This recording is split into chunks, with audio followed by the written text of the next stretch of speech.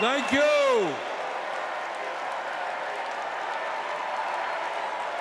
Thank you. My fellow Americans, it is an honor to be with you tonight because we're laying the groundwork for Kamala Harris to become our next president. And let me tell you why that is so important. I want you all to remember where we were 3.5 years ago. We were in the midst of the worst public health crisis in 100 years and the worst economic downturn since the Great Depression. 3,000 Americans were dying every day, and our hospitals were overwhelmed with COVID patients. All across the country, businesses were shutting down.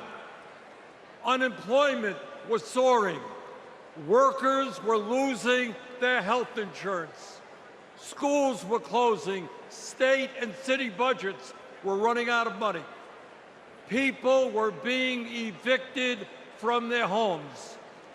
Children in America were going hungry. That was the reality the Biden-Harris administration faced as they entered the Oval Office. A nation suffering, a nation frightened, and people looking to their government for support. And within 2 months of taking office, our government did respond.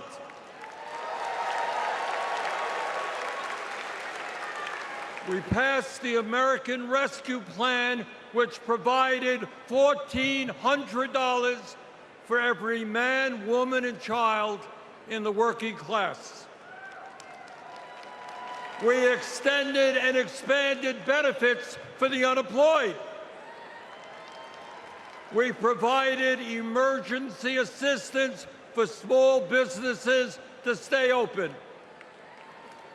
We guaranteed health care coverage to tens of millions of Americans through one of the largest expansions of Medicaid in history. We provided rent relief and mortgage assistance, which prevented tenants and homeowners from being evicted. We established emergency food programs for hungry children and the elderly, and protected the pensions of millions of union workers and retirees from being slashed by up to 65%. Oh, and by the way, we cut childhood poverty by over 40% through an expanded child tax credit. Thank you, President Biden. Thank you, Vice President Harris. Thank you, Democratic Congress.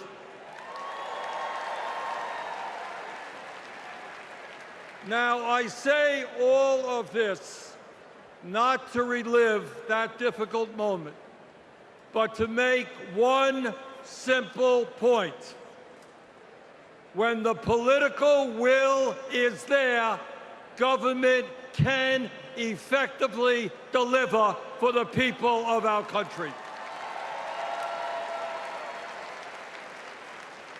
And now we need to summon that will again, because too many of our fellow Americans are struggling every day to just get by, to put food on the table, to pay the rent, and to get the health care they need. Brothers and sisters, bottom line, we need an economy that works for all of us, not just the billionaire class.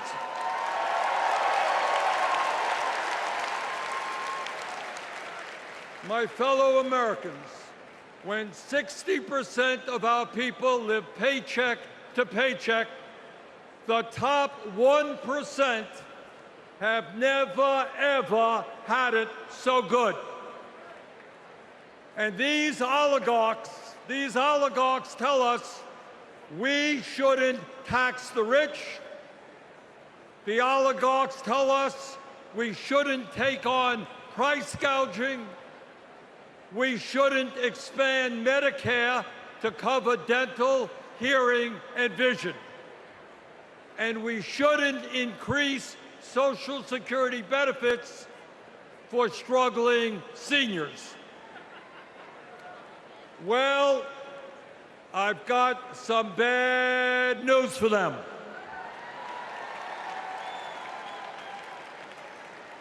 That is precisely what we are going to do.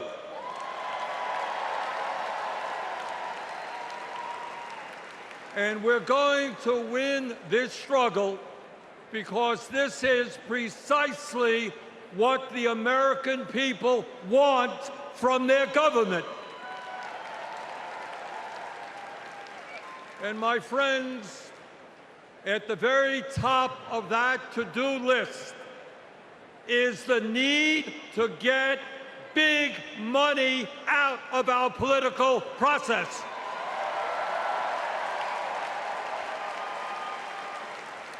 Billionaires in both parties should not be able to buy elections, including primary elections.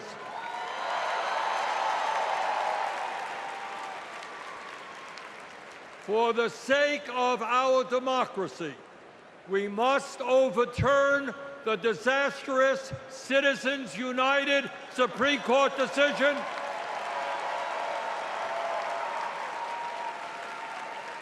and move toward public funding of elections.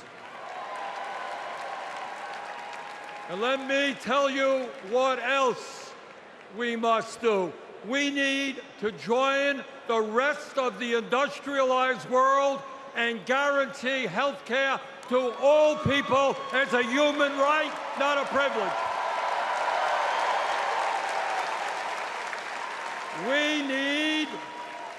We need to raise the minimum wage to a living wage.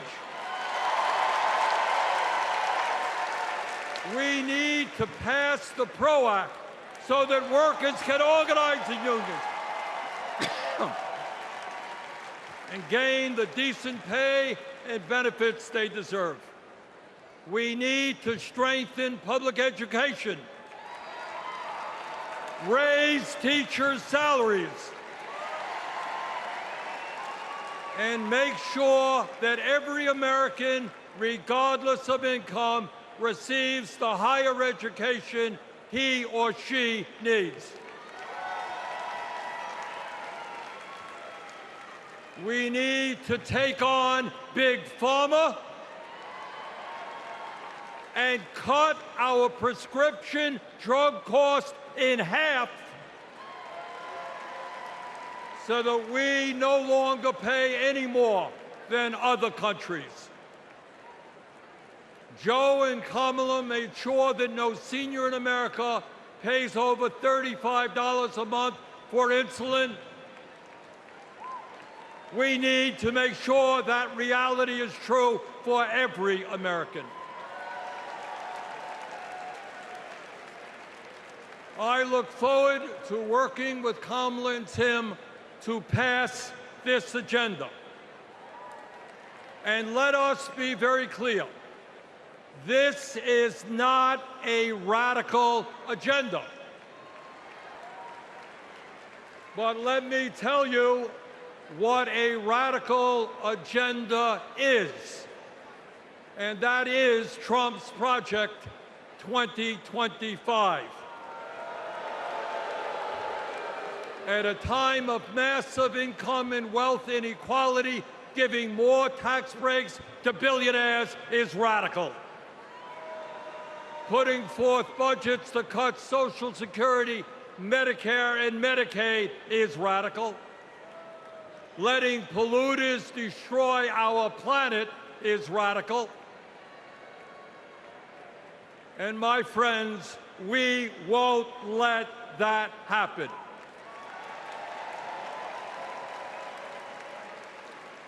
Fellow Americans, in the last 3.5 years, working together, we have accomplished more than any government since FDR.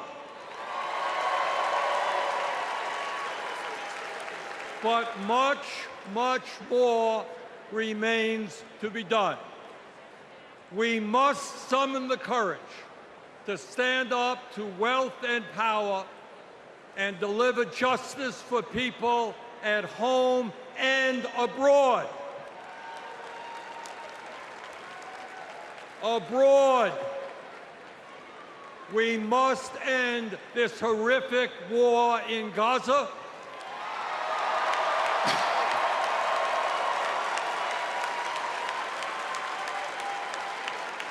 Bring home the hostages and demand an immediate ceasefire.